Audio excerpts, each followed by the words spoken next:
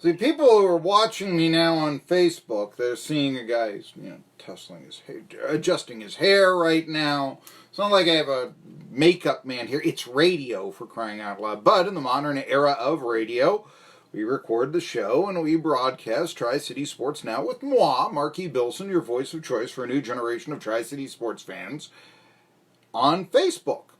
On our 1420 WEMB Sports Radio Facebook page, which is now the most followed Facebook page of any sports talk radio station in the market. Now, we're still growing, and really that is saying so much. And it is thank you out there. Thanks to my friends who like the page, all this.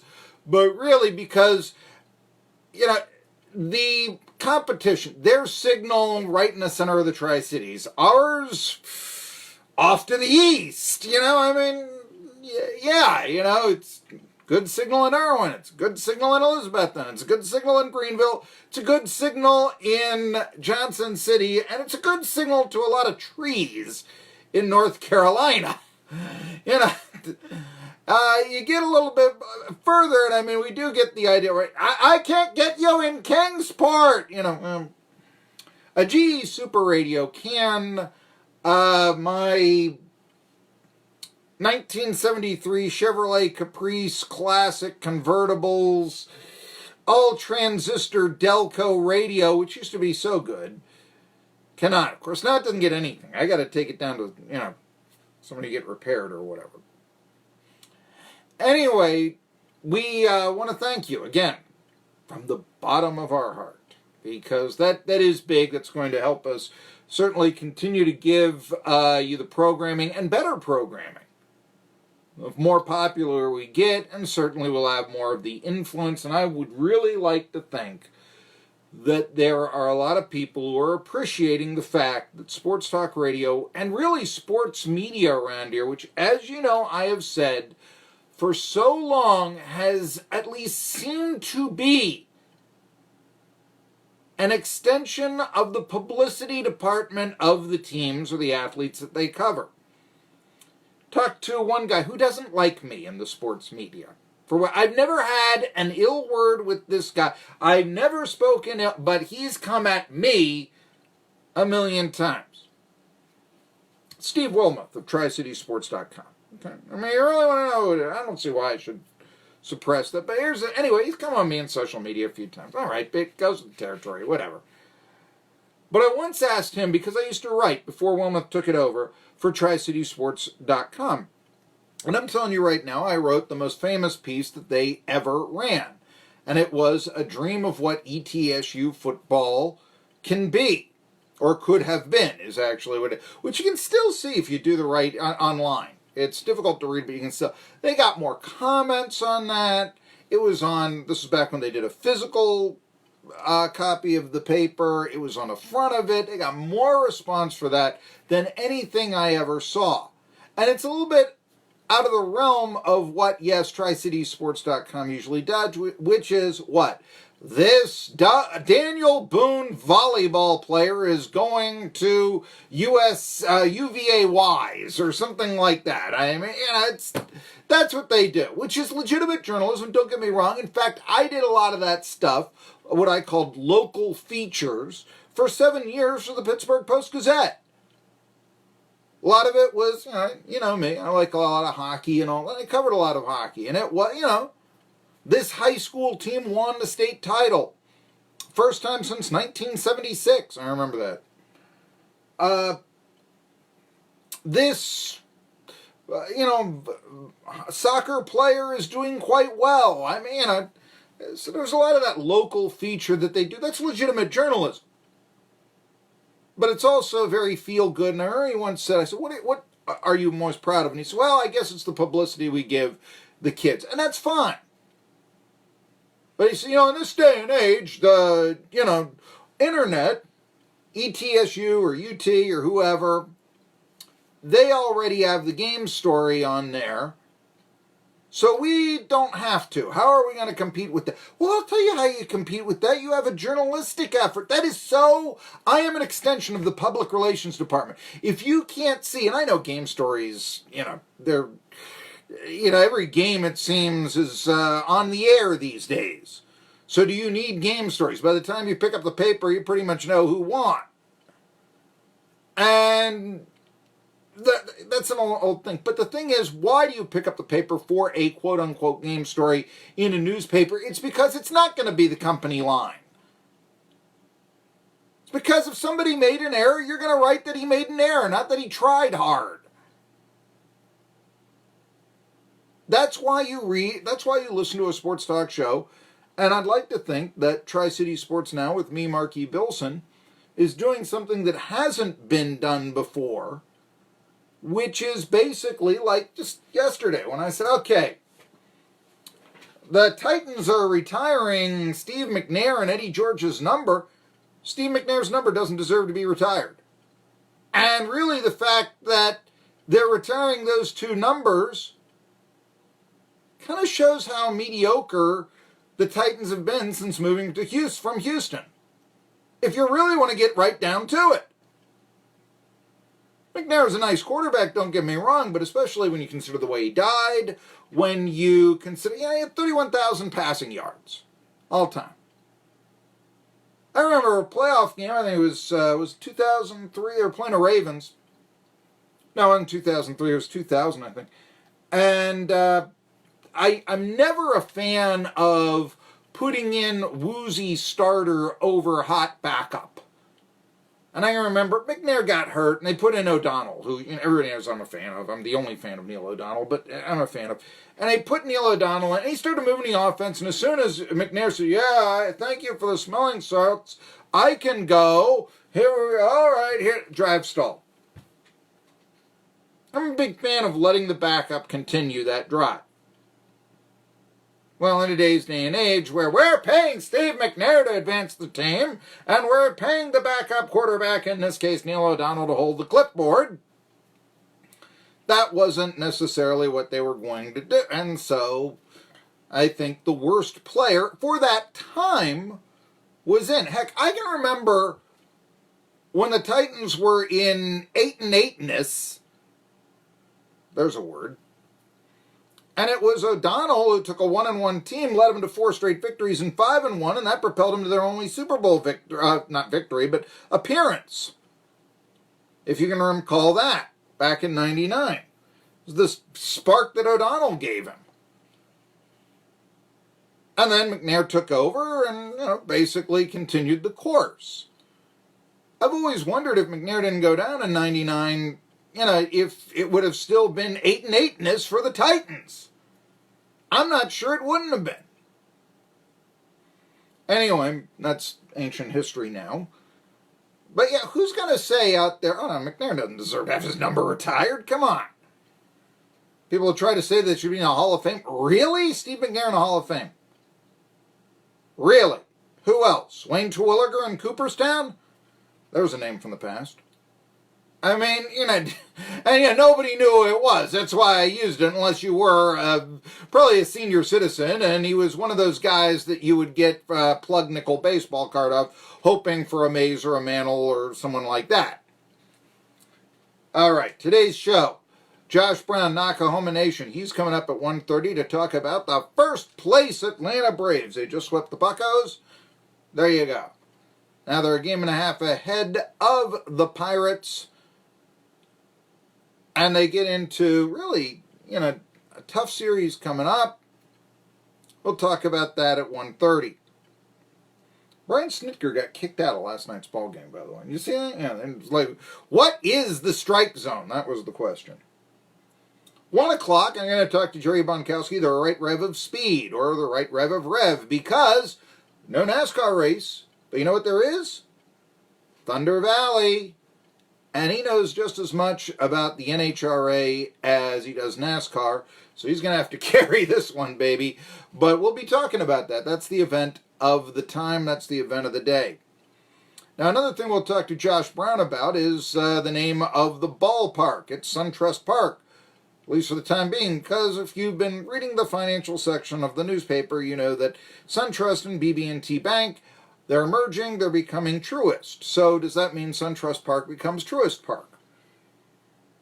under the heading of Not All Change is Good, lists naming rights for stadiums. This is one example. I think the park should be called Hank Aaron Park. But the fact it is becoming increasingly difficult to determine what venue is where because of the naming rights leads one to wonder where the venue is in the first place. It's not that difficult to figure out Yankee stadiums in New York City. It's much more difficult to figure out the PNC Park is in Pittsburgh. Why? Because there's a PNC Arena in both Tampa and Raleigh. But like Truist Park, there is a local venue carrying a name that is now obsolete. Or should we even call it Truist Park? I don't know. The Mountain States Health Alliance has been Ballard Health for some time. Yet the ETSU Minidome still is the old antiquated health system's name from the previous era, the pre-Wellmont merger. That's still up on the building. Check it out on my Medium page where you could read this monologue. It's right there. By renaming the Minidome, which used to be called Memorial Center officially, which is honorable but dull, remember the yard is basically across the street from the Veterans Administration. But the old ETSU president, Dr. Paul Stanton, let's turn ETSU into a medical school. He wanted to give a gift for whatever reason to Mountain States Health Alliance. And people thought it was good. It's good to be subservient to MSHA. You know, we used to hear that. And that really, to me, shows how just incompetent Stanton was.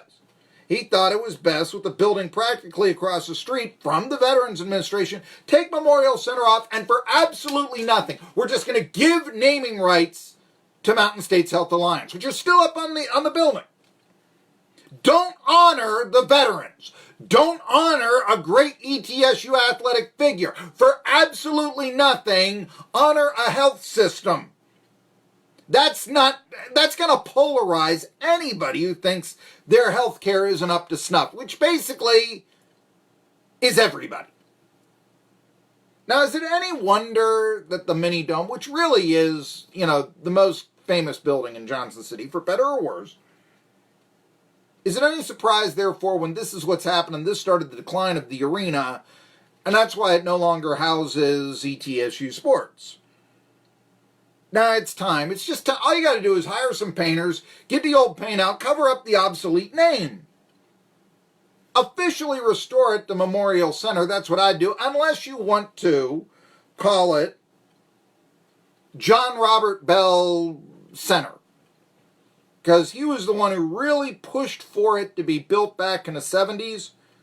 And to be honest with you, without the Minidome, which I once tried to call the Vault of Victory, because officially it's a vault, it's not a dome. And it actually started to take off.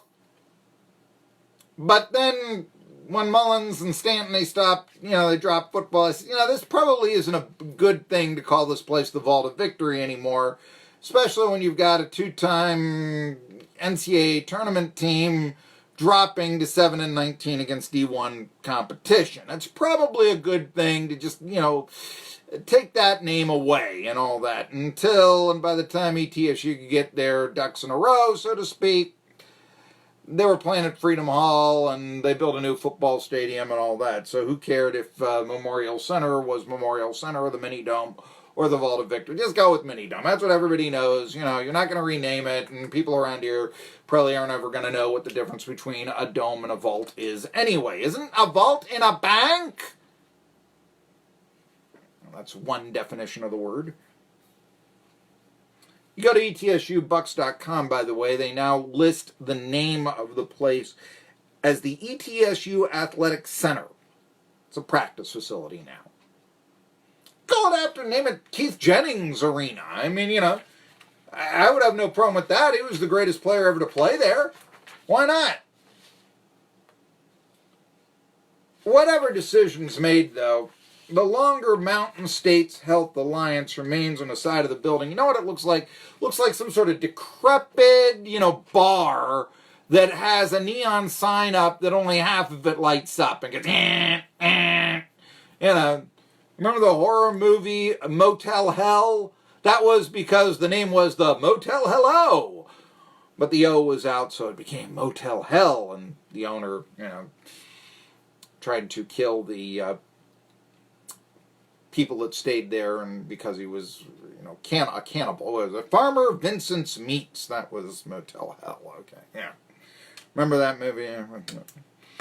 I hope that you don't, actually. Okay, it's not exactly Casablanca or, Star Wars or something like that. Yeah, no. Anyway, side note on this, dude. The naming rights for stadiums even work. I want you to... Old Cleveland Indians. Okay, let's talk about that.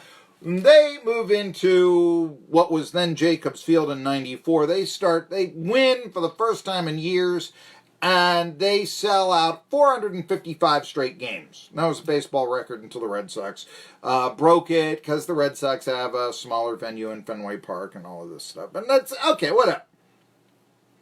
But now... Although the Indians right now are in second place and around 500 and all that, the last 3 years were a successful era of Indians baseball. They made the playoffs 3 times, won the pennant, went to the 10th inning of the 7th game of the World Series in 2016, But they've called the place Progressive Field. Now, Jacobs Field was named after Dick Jacobs, who was the Indians' owner at the time, and it's like Wrigley Field, is the Wrigley family and all that. Some happy accident of branding there for Wrigley's gum. It's the same family and all that. Also, Comiskey Park. I know Charles Comiskey played baseball and all that, but the old Roman, he owned the White Sox now, so he was going to name park after him. So, and that's fine. Ebbets Field. That sort of thing. So that's Jacobs Field. But then Indians decided, I think they sold the team, and let's sell the naming rights, so they call it Progressive Field, after Progressive Insurance, which is based in Ohio. All right, usually these naming rights, they are based after a quote-unquote local company, and so you then start to realize, that, Citizens Bank, that's in Philly. I wasn't quite, Lincoln Financial, that's in Philly. Really? Okay. Citi Field, that's in New York. Okay. You get that, type of thing. I guess SunTrust, it's Atlanta and all this. But where we're going with this is that Progressive Field, also though progressive carries with it a political connotation, which means that whenever you politicize this is the thing, when they say sports and politics don't mix, in reality they've always mixed. And in reality they've always polarized, now more than ever. But you call yourself Progressive Field and, you really are alienating half your fan base. At least old Cleveland Municipal Stadium was Cleveland. That you were branding that.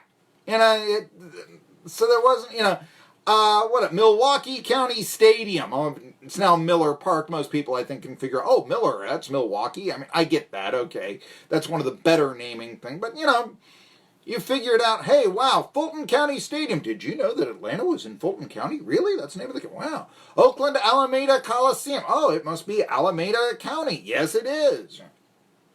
All right.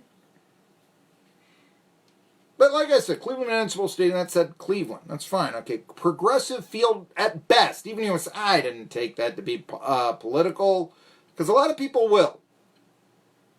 And the Indians' attendance is way, way down. We talked about this.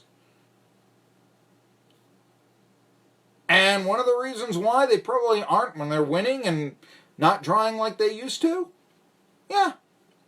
Progressive Field. You're going to alienate half your fan base with that. At best, that name is going to be associated with Flo. And Stephanie Courtney, we love you, but it's time to go on to other comedic endeavors. That one's way, way that character past its due date, folks. I'm not telling you anything you don't know. That one, no. There you go. All right. Like I said, next hour, Jerry Bonkowski. Also, we will be talking to Josh Brown, Nakahoma Nation. I'm Marky Billson, coming back to you after this. The farmer's market.